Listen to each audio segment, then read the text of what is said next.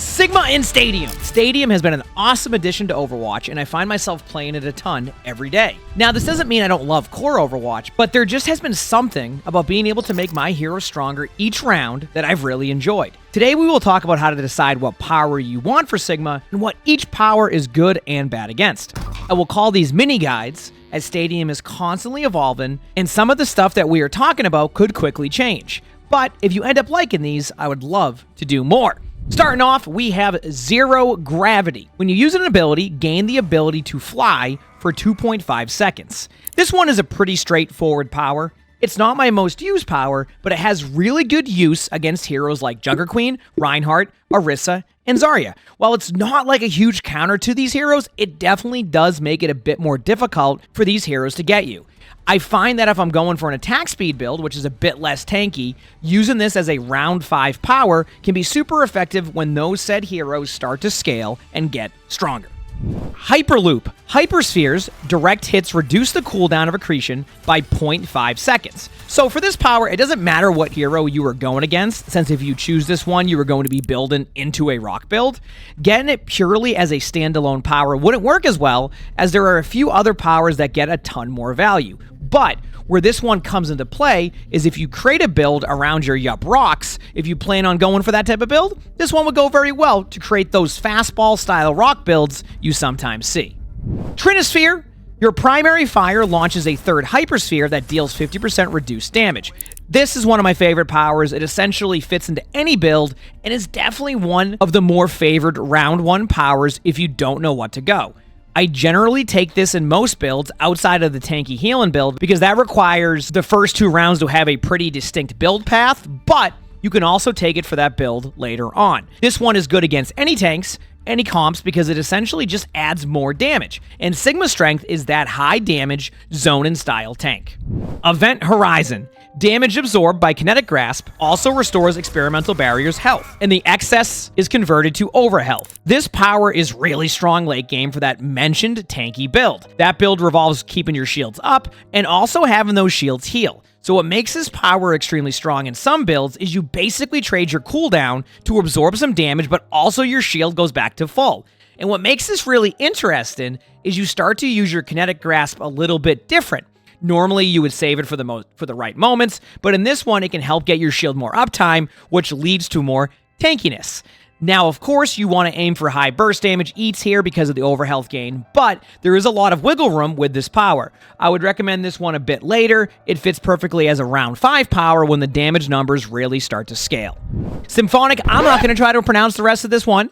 When Kinetic Grasp ends, for every 100 damage absorbed, gain 10% attack speed for 4 seconds, stacking up to 4 times. This power goes very well into the attack speed Sigma build and is pretty much good against any of the tanks. The problem you will run into with this power is that if you have to build tanky, it's fine to have, but you just don't do enough damage in later rounds. So I find this is really good for attack speed builds where you're going to have more of that glass cannon style.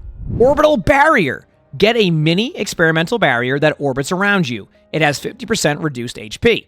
Orbital Barrier is excellent for the tanky Sigma build I will sometimes run. There's an item early game that will allow for you to heal with both of your shields, which leads to really fast stadium cash and the ability to basically self-sustain without any heals from your teammates.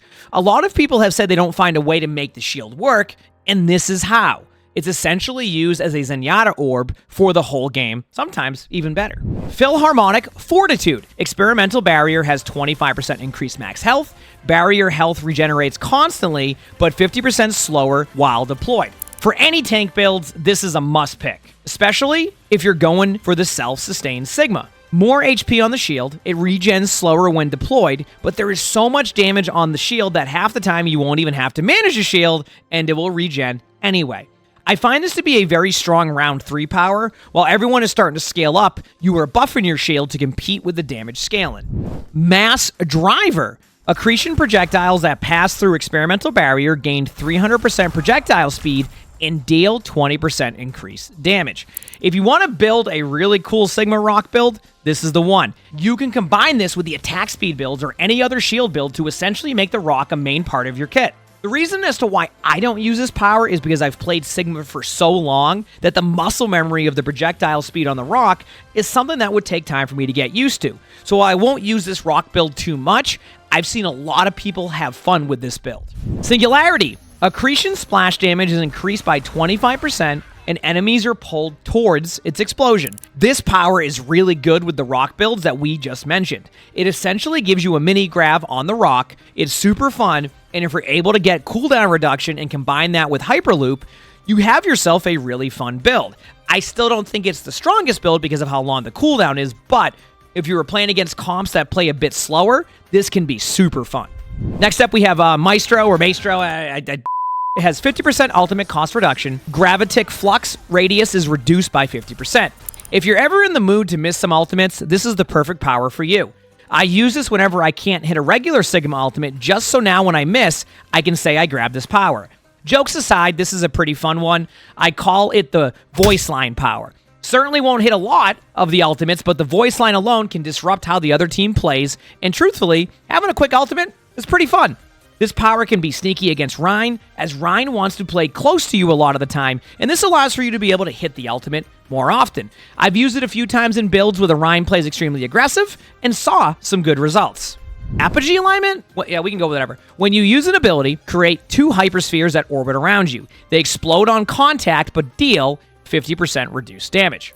This is a very sneaky power that can work against heroes like Rein and Junker Queen especially. I've actually managed to win a few games against a Queen because of this. Essentially, it adds a bit more damage when they go after you, and I find that Queen's playstyle wants to constantly pop carnages. While this isn't my favorite power, it becomes a really good filler power against very aggressive tanks who go for you the whole time.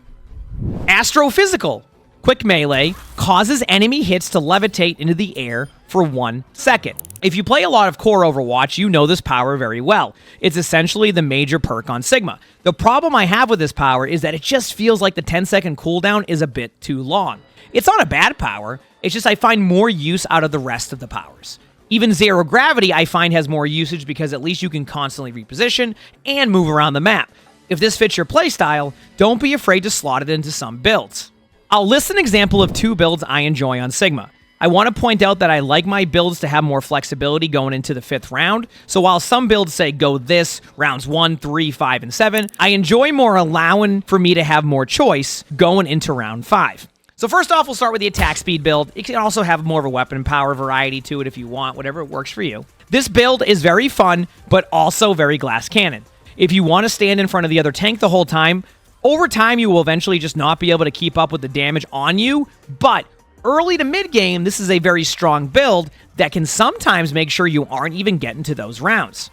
Start with Trinisphere, look to grab Velocity Vector, which is 10% attack speed and 15% Hypersphere range, and Antimatter, 15% weapon power, and 35% Hypersphere explosion radius. Both these items are super important to the build as they buff Hypersphere, which is the most important part of the build. Generally, going into round 3, I will go Symphonic as I get a huge attack speed buff. There is also, as of right now, a must-pick item, Aerial Distressor. It has 25 shields, 10% attack speed, and when enemies are airborne, deals 25% bonus damage over 3 seconds. You may ask, why is this a must pick? Well, when Sigma does damage, there's also a bit of knockback, as so the enemies end up getting launched into the air ever so slightly, causing the item to fully proc. I find a massive amount of success with this item in this build. After you have these items, you can go any way you want, either into weapon power or attack speed. I find myself balancing both. Round 5 and 7 powers are up to you. Is there a Rein Zarya Queen getting on you constantly? Maybe consider the Zero Gravity one, or the Maestro one if you're having fun, or even the Apogee alignment. This goes back to what I was saying about these builds. I want you to have flexibility going into round 5, because every stadium game can feel super unique, and you have to make different power decisions later on.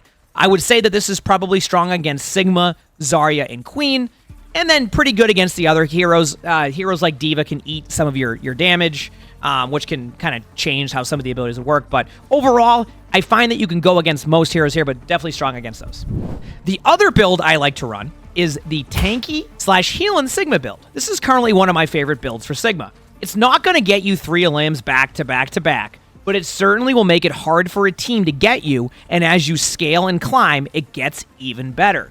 You'll soon find you have a ton of stadium cash, a ton of survivability, and enough damage to put pressure on the team. This is a build path that also allows for some flexibility. Round 1, start with Orbital Barrier. This becomes a huge part of your build. Item-wise, there is one must-pick item. As soon as you can get I don't know how to say it, but I'm going to go with Koopa's Thesis. Sorry if I say that wrong. This heals nearby allies for 3% of your max life every 1 second, including yourself. This means that you are getting healed. Your teammates are getting healed. You basically are self-sustaining while also healing your team. And the more HP you get late game, the better it scales. Items like Martian Mender and Gloom Gauntlet can be great to add to this survivability. Sync Shielding is also a fun item that buffs you based off of the location of your shield and is at a relative low cost of 4,500 stadium cash. Round 3, you will make sure to grab Philharmonic Fortitude to buff your shield and the build. After that, in round 5, I generally will grab Event Horizon to add more uptime to the shield, but will sometimes segue away from that if I find I need more escapability with an item like Zero Gravity. After that, go with whatever item you find best for your build. It's great against pretty much every tank except for Rein. You can get away with it against Rein, but sometimes you'll actually play into Rein's Smash and build, which will turn into the Rein having Shatter on cooldown. I tried it against a Rein, and while I survived against him, all I kept hearing was, hammer down, and I'm over here going, big slam! Essentially, it's a little bit rough against a Rein, so, build around that if for some reason you find that it's not working. These two builds are super fun, but are definitely not the only builds. If you have any builds you find, feel free to post them in the comments. It's always awesome to see what other stuff people have come up with, and I love learning more about those. I hope you enjoyed this video. I'm aiming to do more of these, but I definitely want to hear your thoughts. And if you want to watch some of my Sigma games, I'll have the little box down here. You can see some of the examples of these builds in use. And I hope you all have an amazing day/night.